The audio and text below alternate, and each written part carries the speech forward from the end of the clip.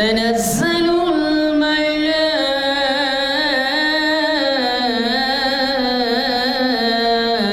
الملائكة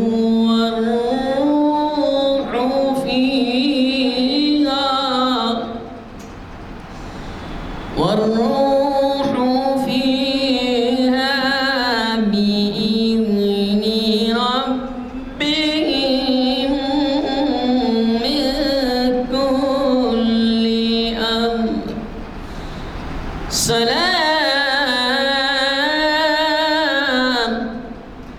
سلام هي حتى مطلع الفجر صدق الله العظيم. السلام علیکم. آج 10 شوال 1445 ہجری موافق 20 اپریل 2024 عیسوی، دن ہفتہ بعد نماز عصر جامع مسجد عالیہ کے کانفرنس ہال میں منعقد کی جا رہی ہے. تاریخ اسلام کی 1039ویں نشست. عنوان ہے اسلامی عید اور ہماری روایتیں. مخاطب کر رہے ہیں عالی جناب پروفیسر ڈاکٹر مجید بیدار صاحب. میں ادباً گزارش کرتا ہوں ڈاکٹر پروفیسر مجید بیدار صاحب سے وہ ڈائز پر آئیں اور ہمیں مخاطب کریں. شیطان الرجیم. بسم اللہ الرحمن الرحیم. تاریخ اسلام کلاسز کے اس سیشن میں بنیادی طور پر ہم کو 2-3 باتوں کے بارے میں سوچنا ہے، کیونکہ ابھی عید گزری ہے. لازمی ہے کہ ہندوستان کے ماحول میں ہم عید کا پس منظر جو رکھتے ہیں، عید الفطر اور عید الاضحیٰ، یہ 2 بڑی عیدیں ہیں، اور عربی میں عید کے معنی ہی خوشی کے ہیں، اور ہم نے عید کے معنی کچھ اور لے لیے ہیں.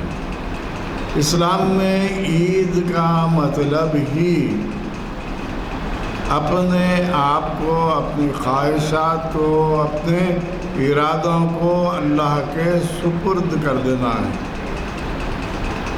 جسے انگریزی میں سبمیشن کہتے ہیں. اس کے معنی ہوتے ہیں عید کے. ہم ہندوستانی مسلمان جس قسم کی عید مناتے ہیں، چاہے وہ کپڑے پہن کر یا بازاروں میں پھر کر خریداری کرتے ہیں، یہ مقصد اسلامی عید کا نہیں ہے. اور تقریباً مہینے بھر تک مختلف بازار بھرتے ہیں، یہ بھی اسلامی عید کا مقصد نہیں ہے. اور آج سے 30-40 سال پہلے حیدرآباد میں عید منائی جاتی تو خواتین باہر نہیں آتی تھیں. اب تو ہر سڑک پر برقعے دکھائی دیتے ہیں. تو حجاب کا جو اسلامی مقصد ہے وہ عید کی خریداری کے لیے مختص کرنا، یہ بھی معیوب ہے، برا ہے. مگر ہم ایک معاشرے میں شامل ہو گئے ہیں. ہم جو ہے لازمی ہے کہ صلاۃ نہیں نماز کہتے ہیں. عربی لفظ ہے صلاۃ اور فارسی لفظ ہے نماز. سنسکرت میں بھی سنسکرت لفظ ہے نمن سے نماز بنا ہے. امن سے مراد سر جھکانا، کسی کے سامنے اپنے آپ کو سپرد کر دینا۔ پورے ہندوستان میں نماز کا لفظ استعمال ہوتا ہے، صلاۃ کا نہیں ہوتا۔ پورے عرب ممالک میں صلاۃ کہتا ہے، وہ نماز نہیں کہتا۔ تو اسلامی شعار یہ ہے کہ ہم کوئی بھی خوشی کا کام کریں تو اس خوشی میں مستحقین، غریب، غربا، یتیم، یسیر کا خیال رکھنا ہے۔ آپ کی عید کی نماز جب تک کہ آپ فطرہ ادا نہ کریں قبول نہیں ہوگی۔ اگر بھول گئے ہیں نماز سے آنے کے بعد ادا کرنے کا حکم دیا گیا، مغرب سے پہلے ادا، تو اس کا مطلب یہ ہے اسلامی عید کا مطلب ہی خود خوش ہونا نہیں، جو ضرورت مند ہے، جو حاجت مند ہے، جو تکلیف میں مبتلا ہے، ان کی حاجت پوری کرنا ہی عید ہے۔ یہ چیزیں سب ہمارے معاشرے سے ختم ہوتی جا رہی ہیں۔ اس کی وجہ کیا ہے؟ ہم جو اطراف میں ماحول تیار ہو رہا ہے وہی صحیح سمجھ رہے ہیں۔ دین کا معاملہ بھی وہی ہو گیا ہے۔ لازمی ہے کہ حضور اکرم صلی اللہ علیہ وسلم پر جب نماز فرض کر دی گئی، اس نماز کو فرض کرنے کی تمام تفصیلات میں نہیں بتاؤں گا، بلکہ یہ کہوں گا کہ لازمی ہے کہ جب شب معراج، شب برات، شب قدر مناتے ہیں تو شب قدر میں نماز کی فریضے کی تکمیل ہوئی، تو اس کے بعد ہی کہا جاتا ہے، واقعات لکھے ہیں 50 نمازیں فرض تھیں، پھر ہوتے ہوتے وہ 5 پر آ گئیں۔ وہ 5 نمازیں بھی ہمارے لیے وبال جان دکھتی ہیں۔ تو میں یہ بتا رہا تھا کہ کوئی بھی عید ہو، مسلمان صحیح وہ ہے، اسلام کا ماننے والا وہ ہے جو اپنی خوشیوں میں دوسروں کو شریک کرے۔ عید کا مقصد بھی وہی ہے، زکوٰۃ دینا، فطرہ دینا، یہ سب مسلمان پر لازم اس لیے کیا گیا ہے کہ وہ جو خوشی منا رہا ہے عید کی، اس خوشی میں غریب، غربا، مساکین، یتیم، یسیر کو بھی شریک کرنا ہے۔ اگر آپ شریک نہیں کر رہے ہیں تو اس کا مطلب ہے آپ کی عید کو آپ خوش ہو جائیے، اللہ تعالیٰ قبول کرنے والا نہیں ہے، کیونکہ قبولیت کا معاملہ اللہ کے ہاتھ ہے۔ آپ نمازیں پڑھ رہے ہیں، وہ قبول کرے گا نہ کرے گا اللہ کے ہاتھ میں۔ تو میں یہ بتا رہا تھا کہ اسلامی دنیا میں جو ہم کو حکم دیا گیا ہے نماز کے لیے جانے کے لیے، ایک راستہ مقرر کرو، واپسی کے لیے دوسرا۔ ارے اس میں کیا لاجک ہے بھائی؟ جدھر سے گئے ادھر سے آئیے۔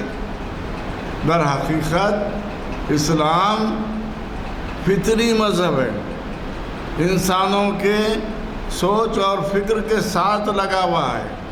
لازمی ہے آپ ایک مقام سے جائیں گے پھر پلٹ کے آئیں گے تو وہ مقام پہ بھیڑ ہو جائے گی، ہجوم ہو جائے گا۔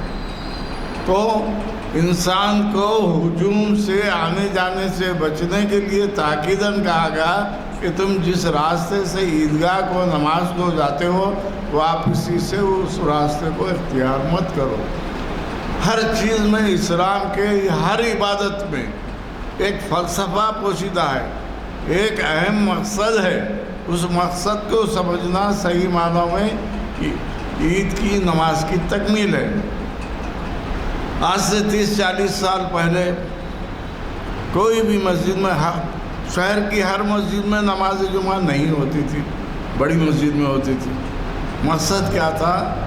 نماز، یعنی جس کو ہم کہتے ہیں جمعہ کی نماز، عید المومنین کہتے ہیں، بڑی مسجد میں جمع ہونا، ایک دوسرے سے ملنا، ایک دوسرے کی خبر گیری کرنا، ایک دوسرے کے بارے میں معلومات حاصل کرنا، ایک اجتماع تھا۔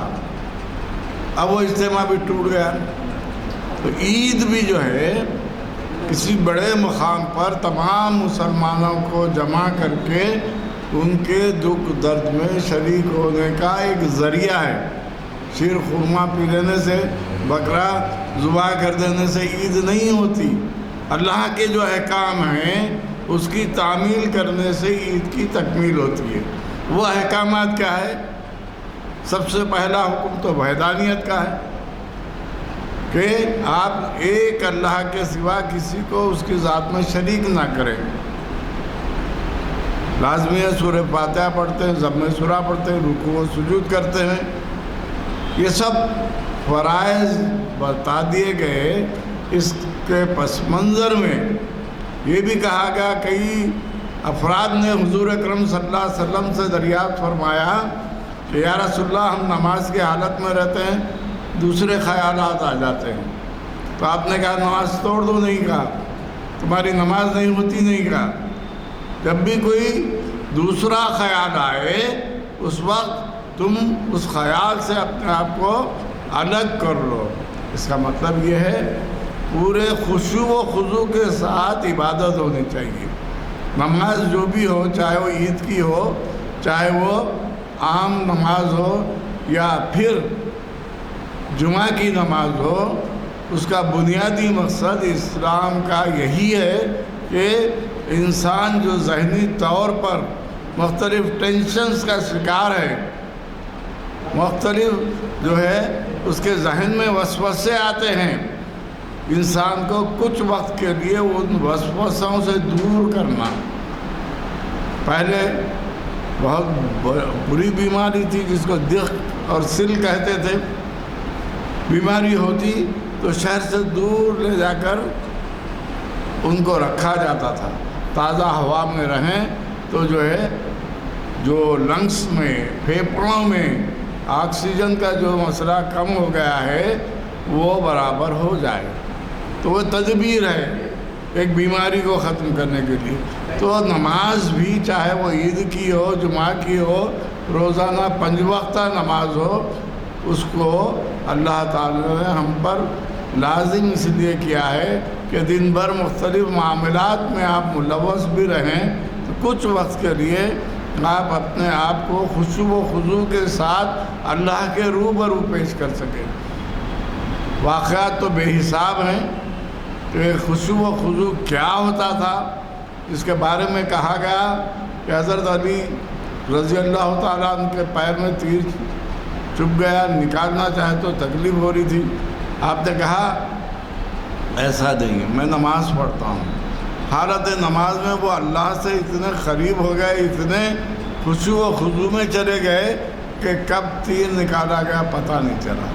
تو اس سے ثبوت کیا ملتا ہے کہ ہم دنیا کے تفکرات میں، دنیا کی گڑبڑوں میں، دنیا کے مسائل میں ہمیشہ الجھے رہتے ہیں، آنکھ بند کر کے یا آنکھ کھلی رکھ کر اللہ کا نام لے کر اپنی توجہ کو خدا کی طرف مبذول کریں گے اور خدا کو یاد کریں گے، تو اگر 5 مرتبہ پڑھ رہا ہے کوئی نماز، 4-5 منٹ کے لیے بھی پڑھ رہا ہے، تو اتنی دیر کے لیے اس کے ذہن کا ٹینشن ختم ہو جاتا ہے، ٹینشن فری ہو جاتا ہے۔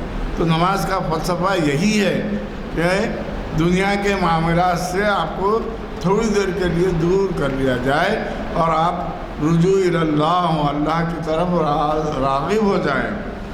عید المومنین اور عید الفطر اور عید الاضحیٰ کے جو معاملات ہیں عام نمازوں سے جداگانہ ہیں۔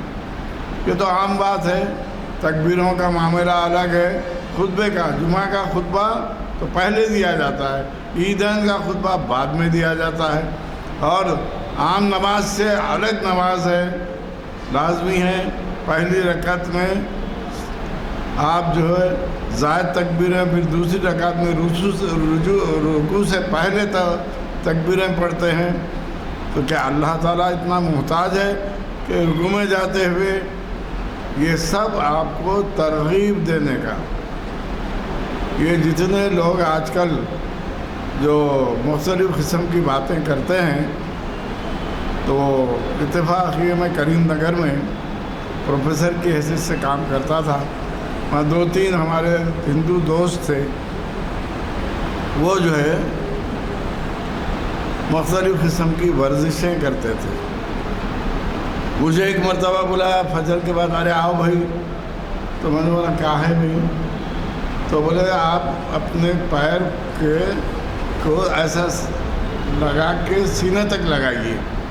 میں نے آسانی سے لگا لیا، تو وہ بڑی کوشش کرتے رہے، نہیں ہوا۔ میں نے پوچھا کیوں ہوئی، کیا بات ہے؟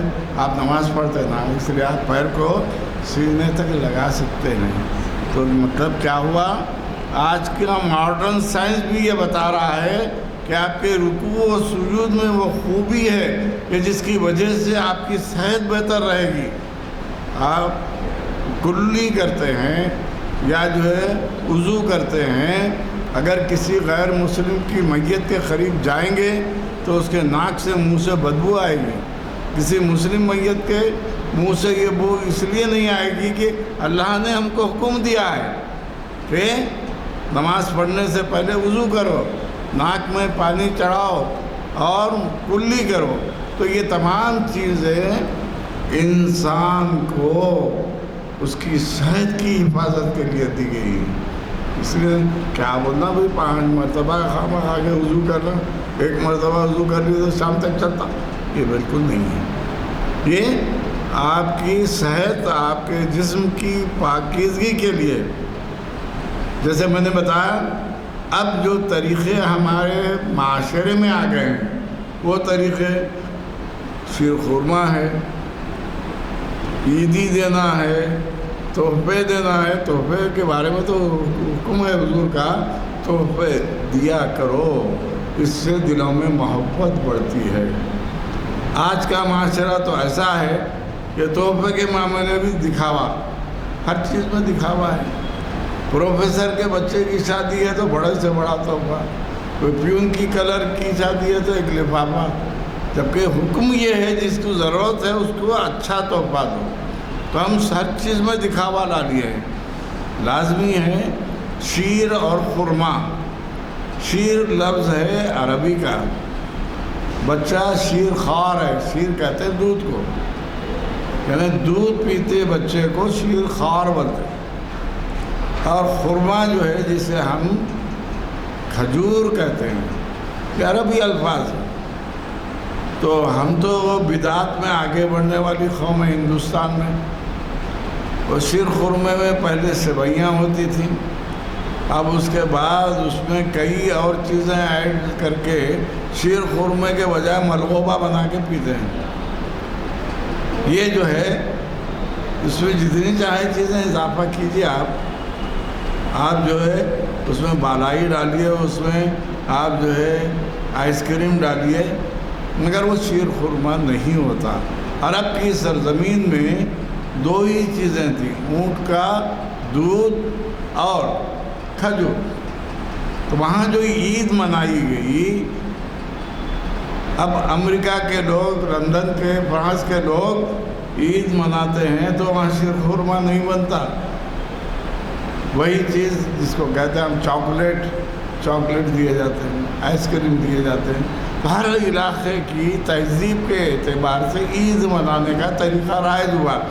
رہا معاملہ ہم جس انداز سے عید مناتے ہیں، کیا یہ اسلامک عید ہے، اس بارے میں سوچنا ہے۔ جیسے میں نے ابتدا میں بتایا کہ مسلم طبقے کو اللہ تعالیٰ نے عیدین کی نماز واجب قرار دی ہے، اور واجب فرض سے بڑا مقام ہے، یعنی اس کو انجام نہ دینے والا اگر مسافر ہے تو قابل معافی ہے، انجام نہ دینے والا بہت بڑا گناہ گار ہے۔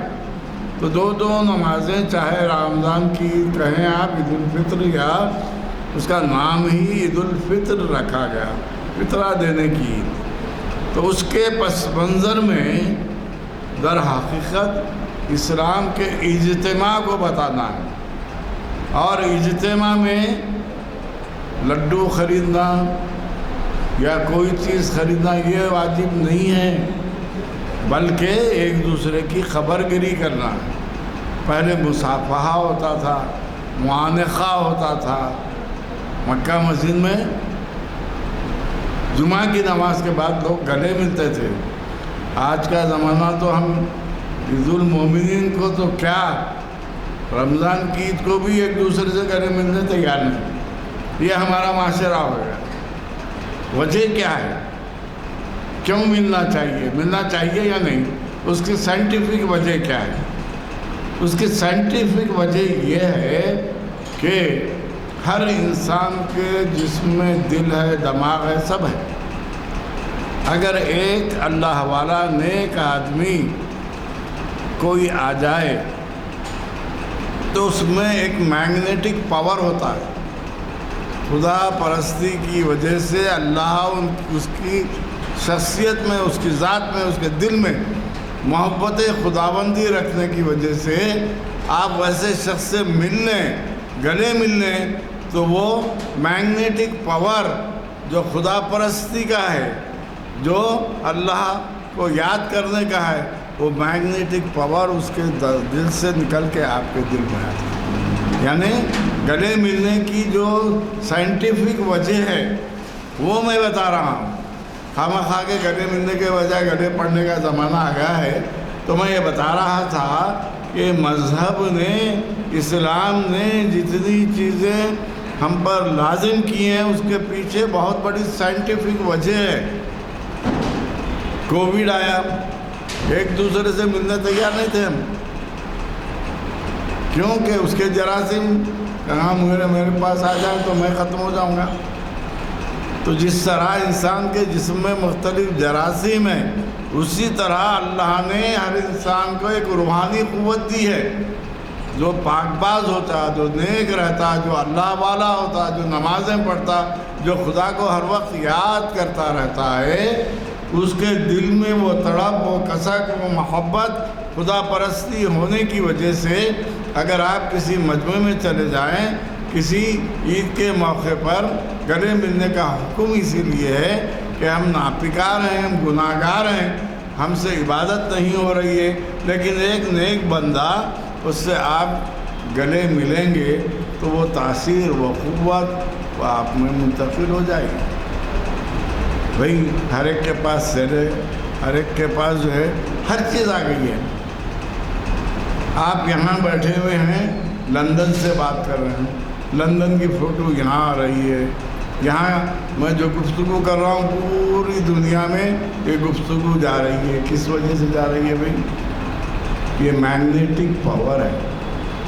یہ میگنیٹک پاور پہلے آواز کو بڑھا کر پیش کرتا تھا، اب تصویر کو بھی پیش کر رہا ہے، اور اب میری بات کو بھی ریکارڈ کر رہا ہے۔ یہ سب چیزیں ایک سیل میں ایک میگنیٹک رہتا ہے، مقناطیس ہوتا ہے، وہ مقناطیس میری آواز کو، میری صورت کو، میرے ایکشن کو، سب کو ریکارڈ کر رہا ہے۔ انسان کا بنایا ہوا میگنیٹ، اس میں اتنی بڑی تاثیر ہے، تو اللہ کا بنایا ہوا دل، مومن کا دل، اس میں کیا تاثیر نہیں ہوگی اندازہ لگے۔ اسی لیے مصافحہ کرنا اور معانقہ، اب ہمارے پاس تو یہ عربی الفاظ کا چلن بھی، اگر جو ہے بچوں سے معانقہ کیا ہوتا ہے نہیں معلوم، مصافحہ کیا ہوتا ہے نہیں معلوم، کیونکہ ہم وہ تربیت نہیں دے رہے ہیں۔ یہ کمزوری ہماری ہے، ہمارے الفاظ ہم اپنی نسلوں تک منتقل نہیں کر رہے ہیں، ان کے معنوں کو نہیں بتا رہے ہیں۔ جیسے میں نے ابھی کہا عربی میں صلاۃ ہے اور ہندوستان میں، ایران میں نماز کہتے ہیں۔ یہ سنسکرت لفظ نمن، وہ جو ہے ہندو لوگ مورتی کے سامنے یا بھگوان کے سامنے اپنا سر جھکاتے تھے۔ نمن کے معنی ہی ہے سر جھکانا، کیونکہ مسلمان حالت نماز میں اپنے سر کو سجدے میں جھکاتا ہے، اس لیے اس کا نام نماز پڑ گیا۔ اصل لفظ تو صلاۃ ہے، آپ اسے پریئر بولیے، نماز بولیے، مگر ہمارا بنیادی مقصد عید کی یا کوئی بھی نماز کے موقع پر ہم صلاۃ کیا ہے؟ صلاۃ در حقیقت شکرانہ ہے، کسی بھی اللہ کی نعمت کا شکر ادا کرنا۔ اور یہ شکر کیوں دیا گیا؟ اللہ میاں کیا محتاج ہے 5 وقت کی نماز پڑھو بولنے کے لیے؟ ہزارہا فرشتے تو حالت عبادت میں ہیں۔ یہ تربیت ہے، انسان کو خدا کی یاد کرنے کی تربیت کے لیے بچے کو اسکول میں شریک کرائے تو بچہ پہلے ABCD 1 2 3 4 4 1 4 4 2 8 یہ کیا ہے؟ یہ تربیت ہے۔ تو ویسے ہی اسلام میں مسلمانوں کو اللہ کی رغبت دلانے کے لیے، اللہ کی یاد میں متوجہ کرنے کے لیے عبادتیں دی گئیں، اور ان عبادتوں میں جو اللہ والے ہوتے ہیں ان سے آپ گلے ملیں گے، ان سے ہاتھ ملائیں گے تو ان کی اچھائی کی خصوصیات ہاتھ کے درجے، دل کے درجے و حرارت کی وجہ سے اس میں بھی منتقل ہوتی ہے۔ یہ بنیادی فلسفہ ہے۔ اب ہم تقریباً آپ عیدگاہ میں جائیے، مسجد میں جائیے، ہاتھ ملانا بھی بوجھ ہو گیا ہے، گلے ملنا تو بہت دور کی بات ہے۔ مسجدوں میں بھی ہم یہ چیز نظر انداز کر چکے ہیں، کیونکہ ہم اس کی حقیقت سے ہی واقف نہیں۔ کیوں کہا گیا ہے؟ اب تو مسجدوں میں بغیر سر پر ٹوپی کے بھی نماز ہو جاتی ہے، اللہ قبول کرنے والا ہے، مگر سنت نبوی کی تکمیل کریں گے تو آپ صحیح راستے پہ ہیں۔ حضور اکرم صلی اللہ علیہ وسلم نے 40 سالہ زندگی کے بعد جب مدینے میں تشریف لائے تو کبھی بھی سر پر کپڑا رکھے بغیر نماز نہیں پڑھی۔ تو پھر آپ کو کیا کرنا چاہیے؟ سنت کی تکمیل کیسے ہوتی ہے؟ سر پر کپڑا ٹوپی جو بھی رکھے نماز ہو جاتی ہے، مگر سنت کی تکمیل نہیں ہوتی۔ تو اسی طرح عیدین کی نماز ادا کرنا، عید کے لیے آنے والے افراد ان سے قریب ہونا، ان سے ملنا، ان کے دکھ درد میں شریک ہونا لازمی ہے کہ ہم جو ہے ادب سے دور ہو گئے، اخلاق سے دور ہو گئے۔ اب لازمی ہے، ایک شاعر نے ایک اچھا شعر کہا تھا، وہ شعر میں آپ کو سناؤں گا، اس کا اثر کیا ہوتا ہے۔ جب آدمی پہ گزرتی ہے تب پتہ چلتا ہے کہ یہ کیا ہے۔ تو وہ شاعر نے لکھا تھا، آئینے کے 100 ٹکڑے ہم نے کر کے دیکھے ہیں، آئینے کے 100 ٹکڑے ہم نے کر کے دیکھے ہیں، ایک میں بھی تنہا تھے 100 میں بھی اکیلے۔ تو یہ بہت بڑا اسلامی فلسفہ ہے۔ اللہ کی ذات ایک ہے، جیسا آئینہ ایک ہے تو آپ کو ایک فوٹو دکھائی دے، اس کے 100 ٹکڑے کریں گے تو 100 میں بھی ایک ایک ہی فوٹو دکھائی دے گی۔ تو اس کا مطلب کیا ہوا کہ ہم کو وحدانیت کی تعلیم دی گئی، حضور نے بتایا وحدانیت کیا ہے اور وحدانیت سے آپ کی شخصیت میں کیا تبدیلی آتی ہے۔ جس ہندوستان میں وحدانیت کی تعلیم تھی، جس طرح ہم اللہ واحد بتے، اسلامی فلسفہ یہ ہے اللہ ایک ہے۔ ہندوؤں میں بھی آمم برہمم کا فلسفہ ہے، یعنی برہما ایک ہے، اس کے سب اوتار ہیں۔ جیسے یہ لوگ اوتار کہتے ہیں، ہم پیغمبر ہیں بولتے ہیں، ان کے پاس بھی وہی ہے، لیکن جیسے پیغمبروں کی عمریں ہو گئیں اور وہ گزر گئے تو ان کی پرستی شروع ہوئی، یہاں بھی ہندوستان میں وہی ہوا۔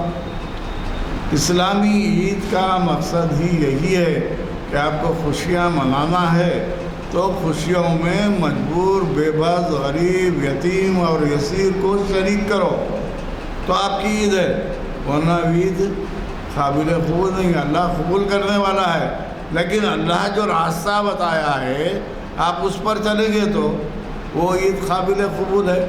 اب لکھا ہوا ہے 1 وے ٹریفک، آپ بولیں گے لکھا ہوا رہا تو کیا، گاڑی لے کے چلے گئے تو آپ کو چالان ہو گیا، ہے نا۔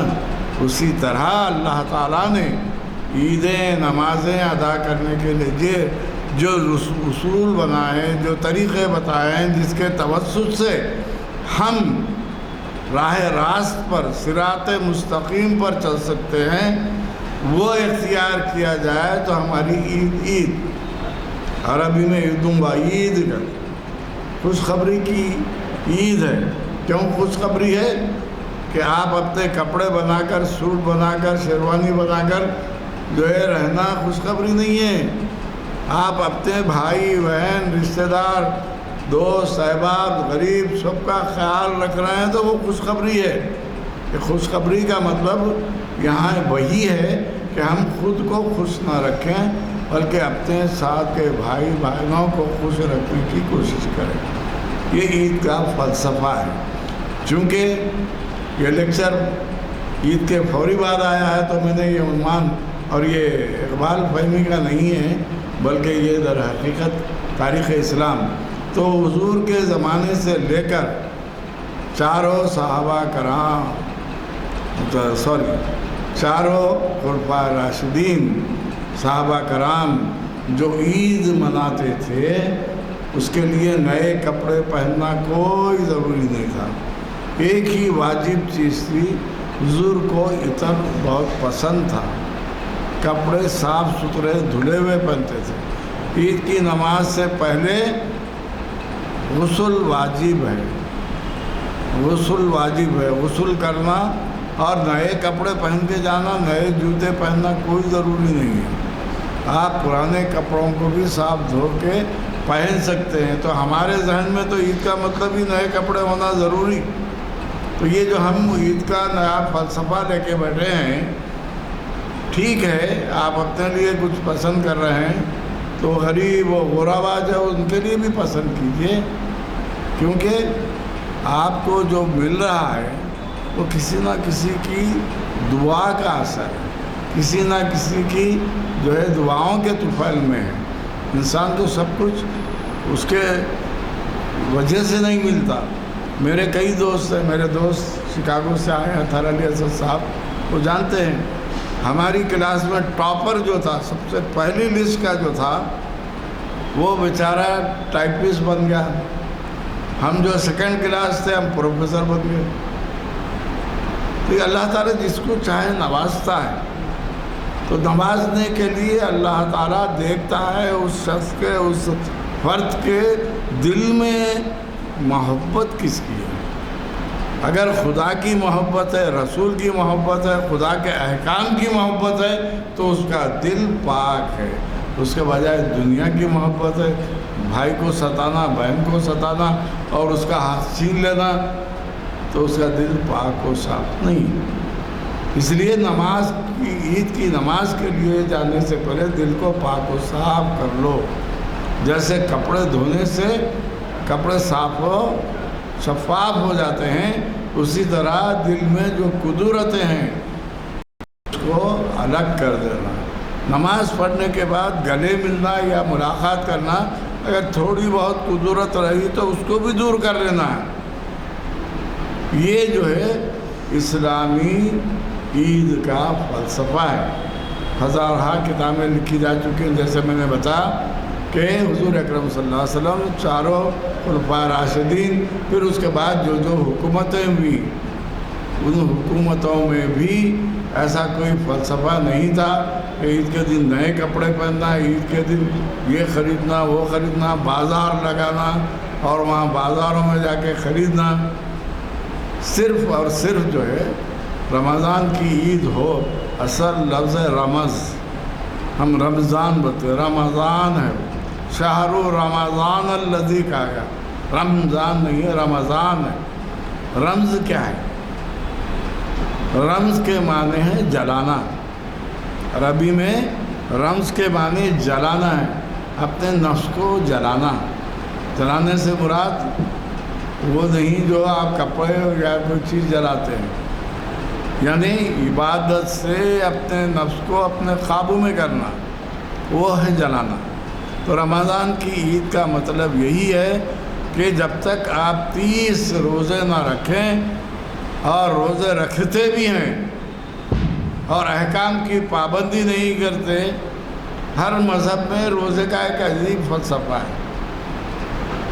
ہندوستان کے ہندو مذہب میں لکوڈ پی سکتے ہیں، کھا نہیں سکتے، وہ ان کا بھی روزہ ہے۔ دوسرے مذاہب میں بھی ہیں، لیکن اسلام کا روزہ جو ہے دن بھر آپ اپنے آپ کو برائیوں سے، خرابیوں سے روک کر اللہ کے حکم پر آپ سحری کرنا اور شام میں سورج غروب ہونے کے بعد ہی روزہ کھولنا۔ اب دیکھیے آج کی افطاری کا جو معاملہ ہے، اللہ نے توفیق دے، حکم یہ ہے کہ اگر کسی کے بارے میں شک ہے، اس کی کمائی حلال کی نہیں ہے، تو وہاں جا کے کھانا بھی حرام ہے۔ ہم یہ دیکھتے نہ وہ دیکھتے، بس افطار کی پارٹی چلے جا رہا ہے۔ یہ چلے جانا عام بات ہے۔ تقویٰ یہ ہے، پرہیزگاری یہ ہے کہ آپ پوری تحقیق کریں کہ اس کے پاس پیسہ جو آتا ہے وہ کس قسم کا ہے۔ یہ تمام چیزیں اسلام میں نماز عید الفطر کے ذریعے بتائی گئی۔ پہلے آپ فطرہ نکالیے، اس سے پہلے 30 دن یا 29 دن کے روزے رکھیے۔ یہ کیوں رکھا گیا ہے؟